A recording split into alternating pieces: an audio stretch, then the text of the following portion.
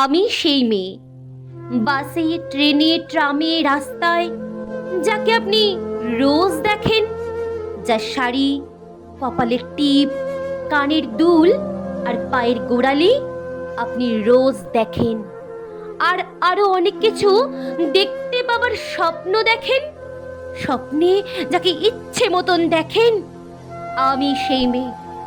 বিহারের প্রত্যন্ত গ্রামে দিনের আলোয় যার ছায়া মারানো আপনার ধর্মে নিষিদ্ধ, আর রাতের গভীরে যাকে বস্তি থেকে তুলে আনতে পাইক বরকন্দাজ পাঠান আপনি, আর সুসজ্জিত বিছানায় যার জন্য অপেক্ষায় অধীর হয় আপনার রাজকীয় লামপট্ট। আমি সেই মেয়ে। আমি সেই মেয়ে আসামের চা বাগানের ঝুপড়ি কামিন বস্তি থেকে যাকে আপনি নিয়ে যেতে চান সাহেবী বাংলোয় মধ্যরাতে। ফায়ার প্লেসের ঝলসে ওঠা আলোয় মোদির চোখে দেখতে চান যার অনাবৃত শরীর। আমি সেই মেয়ে। রাজস্থানের শুকনো উঠোন থেকে পিপাসার জল আনতে যাকে পাঠিয়ে দেন 10 মাইল দূরের সরকারি ইদারায়, আর 20 মাইল হেঁটে ক্লান্ত বিধ্বস্ত সে রমণী ঘোড়া কাঁখে করে ঘরে ফিরলেই যাকে বসিয়ে দেন চুলোর আগুনের সামনে আপনার রুটি বানাতে। আমি সেই মেয়ে।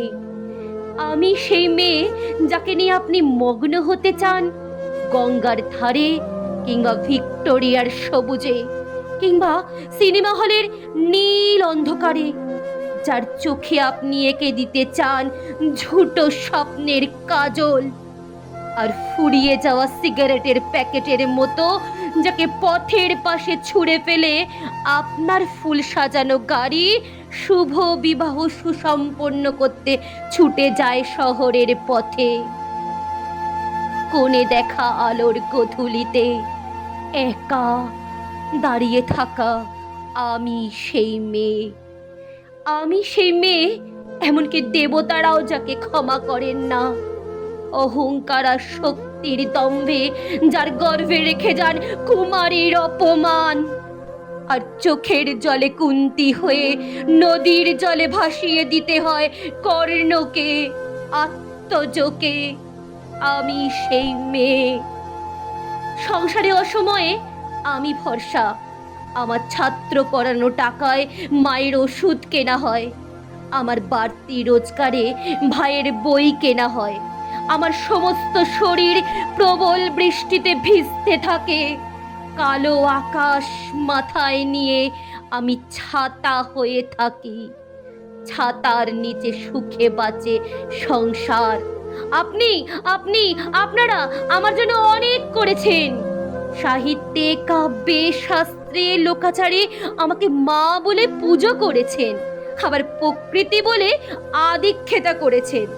আবার শহরগঞ্জের কানাগলিতে ঠোঁটের রং মাখিয়ে কুপি হাতে করে দাঁড় করিয়েও দিয়েছেন। হ্যাঁ, আমি সেই মেয়ে। একদিন, হয়তো অন্য কোনো একদিন আমার সমস্ত মিথ্যে পোশাক ছুঁড়ে ফেলে দিয়ে আমি হয়ে উঠব সেই অসামান্য। খোলা চুল মেঘের মতো ঢাকবে আমার খোলা পিঠ, দু চোখে জ্বলবে ভীষণ আগুন, কপাল ঠিকরে বেরোবে ভয়ঙ্কর তেজরশ্মি, হাতে ঝলসে উঠবে সেই খড়গ, দু পায়ের নূপুরে বেজে উঠবে রণদন্দবী, নিঃশংস অট্টহাসিতে ভরে উঠবে আকাশ। দেবতারাও আতঙ্কে স্তব্ধ হয়ে বলতে থাকবেন, মহামেঘ প্রভাঙ্ঘরাং মুক্তকেশিং চতুর্ভুজাং কালিকাং দক্ষিণাং মুন্ডমালা বিভূষিতং।